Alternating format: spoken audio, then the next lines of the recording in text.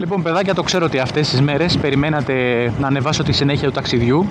Περιμένατε να ανέβει σήμερα, ας πούμε, το βίντεο της Φολόης.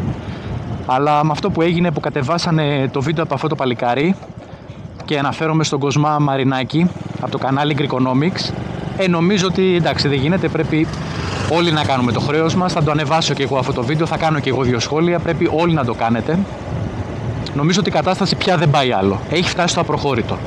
Νομίζω ότι το μόνο που μένει να μας κάνουν είναι να εφαρμόσουν πάλι την πρώτη νύχτα, το δικαίωμα της πρώτης νύχτας από το Μεσαίωνα. Δηλαδή να μπαίνει ο υπουργός μες στο σπίτι να σου τη γυναίκα. Επειδή έχουμε την ευλογία να γεννηθούμε σε μία από τις ωραιότερες χώρες του κόσμου, αλλά δεν μπορούμε να το χαρούμε με τους κερατάδες. Με όλες αυτές τις μαφίες οι οποίες είναι απλωμένες σε κάθε πτυχή της ζωής μας. Κάθε μέρα βλέπεις θέματα στις ειδήσεις, όπου σκάει κάτι για μια εφορία, για μια πολεοδομία, για τη Δημοτική Αστυνομία της Αθήνας, για την αστυνομία γενικά, όπου βλέπεις δημόσιους λειτουργούς, όχι να μην κυνηγάνε τη μαφία, να είναι οι ίδιοι η μαφία και οι μπράβοι. Επειδή έχουν καταντήσει αυτή τη χώρα να είναι σχεδόν η πιο φτωχή χώρα σε όλη την Ευρώπη, και από την άλλη να έχει τις πιο ακριβές υπηρεσίες, να έχουμε πανάκριβα σούπερ μάρκετ, πανάκριβα διόδια που έχουμε πληρώσει αυτούς τους δρόμους και εγώ δεν ξέρω πόσες φορές, βενζίνη, ακτοπλοϊκά, τράπεζες, ενέργεια, τα πάντα. Γιατί σύμφωνα με έρευνα του Μετσόβιου Πολυτεχνείου, 1 στα 4 βενζινάδικα σε κλέβει, και ότι αυτά που σφραγίζονται μετά από λίγες μέρες ανοίγουν πάλι. Γιατί έχω βαρεθεί να βλέπω λύκους να φυλάνε τα πρόβατα. Έχω βαρεθεί να βλέπω παντού στα κανάλια, στα ραδιόφωνα, παντού ανθρώπους οι οποίοι δεν έχουν ψυχή, δεν νοιάζονται καθόλου για σένα και για μένα, να φοράνε πανάκριβα κουστούμια και να βγαίνουν με ύφος χιλίων καρδιναλίων, να σου κουνάνε το δάχτυλο και να μας μιλάνε με στόμφο. Επειδή βλέπεις να σκορπάνε κάθε μέρα δεξιά και αριστερά εκατομμύρια σε απευθείας αναθέσεις, λες και εξοδεύουν τα λεφτά της πρίκας τους. Επειδή αν υπολογίσεις τους έμεσους και τους άμεσους φόρους, συνειδητοποιείς ότι περίπου τα 3/4 της ζωής σου δουλεύεις για το ίδιο το κράτος.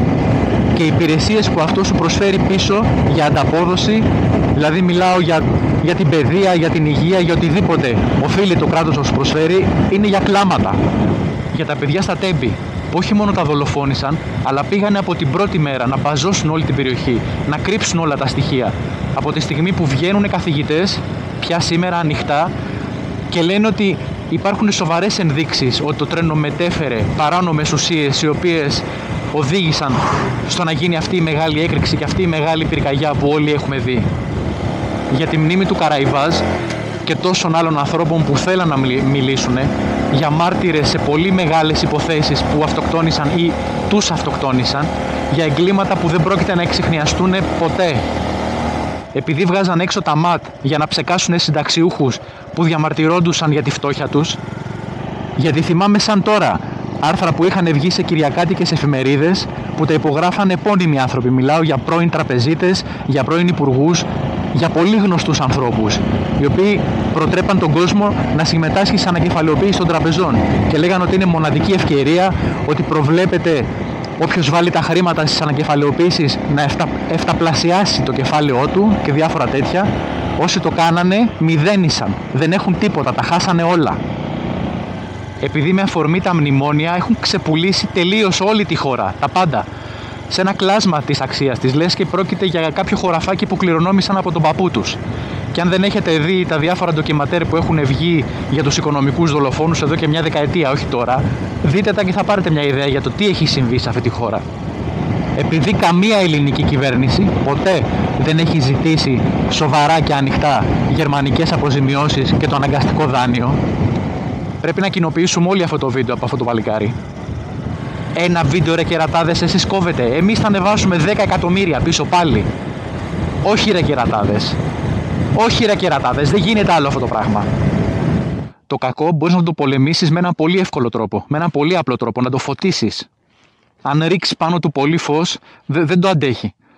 Κοιτάξτε, το Greekonomics είναι ένα κανάλι οικονομικής γνώσης. Δεν είμαι πολιτικός, δεν είμαι δημοσιογράφος, δεν είμαι τηλεοπτικό δίκτυο, δεν έχω πλάτες και τσέπες να διεξάγω δικαστικούς αγώνες και να πληρώνω προσωπική ασφάλεια.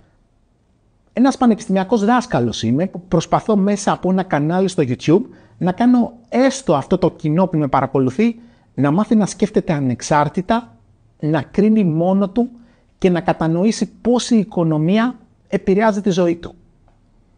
Ειλικρινά δεν το χωράει το μυαλό μου πως αυτό στην Ελλάδα έχει φτάσει να απειλεί την οικογένειά μου, τη δουλειά μου και να με σέρνει στα δικαστήρια.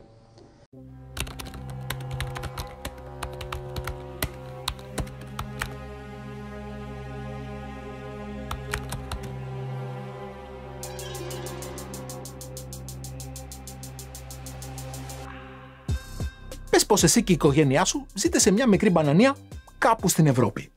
Κανείς στο σόι σας δεν έχει κολλήσει ούτε ένα ένσημο στη ζωή του σε κανονική δουλειά, όμως θέλετε να ασχοληθείτε με την πολιτική.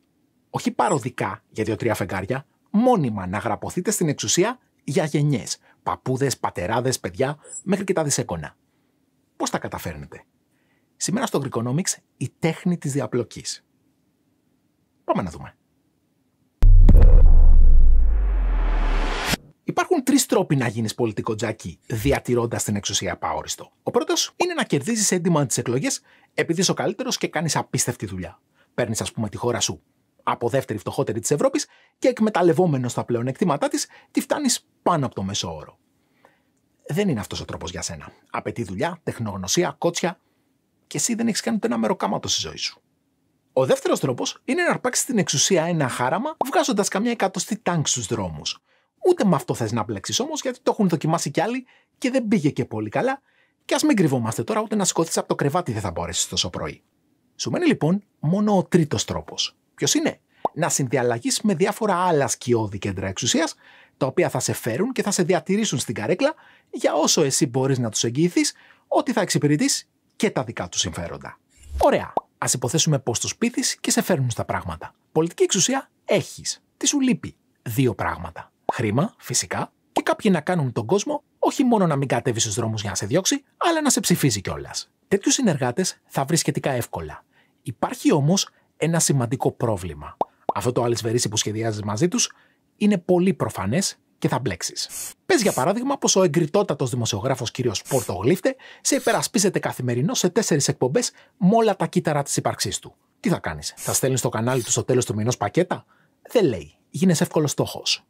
Πώς είναι δυνατόν όμως να συναλλάσσεσαι κρυφά κάτω από τη μύτη των έστω υποτυπωδών θεσμών που ελέγχουν την εξουσία? Εύκολα. Με τριγωνικές συναλλαγές και όπου μπορείς να προτιμάς να ξεπληρώνεις τα χρέη σου σε είδος, με παροχές, ανοχή και διευκολύνσεις. Κοίταξε πόσο απλά στείνεις τέτοια τριγωνάκια διαπλοκής. Τι χρειάζεσαι σαν εξουσία? Στήριξη από τα συστημικά μουμουέ. Αν αυτά σου την παρέχουν όμως, πώς θα βγάλεις την υποχρέωση? Γιατί δεν θα το κάνουν για την ψυχή της μάνας τους? Απλό. Αντί να τα κουμπάς απευθείας στα κανάλια, το πας μεσολαμίας. Αφήνεις τους τραπεζίτες να πληρώσουν το λογαριασμό, παρέχοντας εκείνους ως αντάλλαγμα ένα δώρο που σίγουρα θα εκτιμήσουν. Την ελευθερία να καρτελοποιήσουν την τραπεζική αγορά. Όποιος βλέπει Greekonomics ξέρει πώς λειτουργούν τα καρτέλ και τι τερατώδη οικονομικά ωφέλη αποκομίζουν εκείνοι που τα στείνουν. Τι έχουμε λοιπόν εδώ? Ένα πανέξυπνο τριγωνάκι, στο οποίο εσύ, ο πολίτης, πληρώνεις κερατιάτικα στο τραπεζικό καρτέλ, στην ουσία καλύπτοντας το κόστος στήριξης που παρέχουν τα μουμουέ στην κυβέρνηση, και καμία συναλλαγή δεν είναι πάρε δώσε για να φανεί.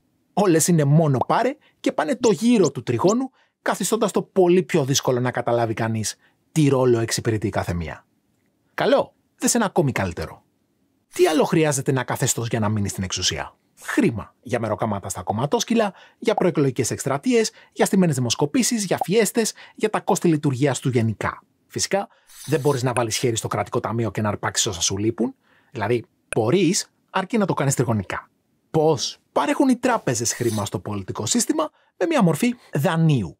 Όχι σαν το δικό στο στεγαστικό που άμα χάσεις τη δόση σου βγάζουν το σπίτι στο πληστηριασμό, ένα κάπως πιο ελαστικό δάνειο που δεν έγινε και κάτι άμα ξεχαστεί μια δόση ή όλες οι δόσεις. Ωραία. Πώς λειτουργεί το τρίγωνο εδώ? Η κυβέρνηση βγάζει την υποχρέωση στις τράπεζες με ευεργετικές αναθέσεις στους καναλάρχες, για να είμαστε πιο ακριβείς στις άλλες business που έχουν για να κονομάνε, αυτές που ασχολούνται με δημόσια έργα, ενέργεια, διόδια κτλ. Και εκείνοι με τη σειρά τους κλείνουν το τρίγωνο παρέχοντας διαφήμιση στο τραπεζικό σύστημα. Μιλήσαμε εκτενώς για το ρόλο του marketing στις τράπεζες του μέλλοντος στο προηγούμενο βίντεο, το οποίο δες το γιατί θα μάθεις πράγματα που δεν περνάνε καν από το μυαλό σου. Όμως εδώ δίκαια θα αναρωτηθείς, τι νόημα έχει διαφήμιση για μια συμβατική τράπεζα που ούτε επιχειρηματικά ούτε στεγαστικά δάνεια δίνει σε εκείνους που βλέπουν τις διαφημίσεις, ούτε τις καταθέσεις τους χρειάζεται? Κανένα νόημα. Αυτό που έχει τεράστιο νόημα όμως είναι η ανοχή που παρέχει το μηντιακό σύστημα στο τραπεζικό καρτέλ. Στην υποθετική χώρα για την οποία μιλάμε δηλαδή, δεν θα ακούγες ποτέ στην τηλεόραση ούτε ένα ρεπορτάζ για το πώς οι χρεώσεις για τις τραπεζικές τις συναλλαγές είναι από τις ακριβότερες στον πλανήτη. Πίσω στο τρίγωνό μας τώρα, η ρευστότητα που τροφοδοτεί το σύστημα διαπλοκής που μόλις είδαμε, προέρχεται μεν από τους φόρους σου, όχι όμως απευθείας από τα κρατικά ταμεία όπως πιστεύουν οι περισσότεροι, αλλά τριγωνικά, μέσω αναθέσεων, δημοσίων έργων, μηντιακής ανοχής και θαλασσοδανείων. Τα τρίγωνα που σου έδειξα και τα δύο είναι απλοποιημένα περισσότερο για να κατανοήσεις την τριγωνική αρχή.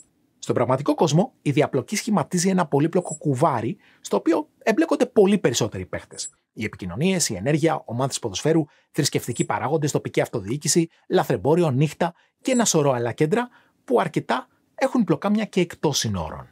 Όσο σύνθετες κι αν είναι όμως οι πραγματικές σχέσεις διαπλοκής, αυτό που πρέπει πάση θυσία να καταλάβεις είναι ότι δεν μοιάζουν ποτέ έτσι. Πάντοτε εκτελούνται τριγωνικά, για να μην εντοπίζονται εύκολα και να μπορούν να εξηγηθούν μόνο σε βίντεο κάποιου καναλιού οικονομικής γνώσης, που ας μην έχουμε αυταπάτες, ο περισσότερος κόσμος δεν θα δει ποτέ.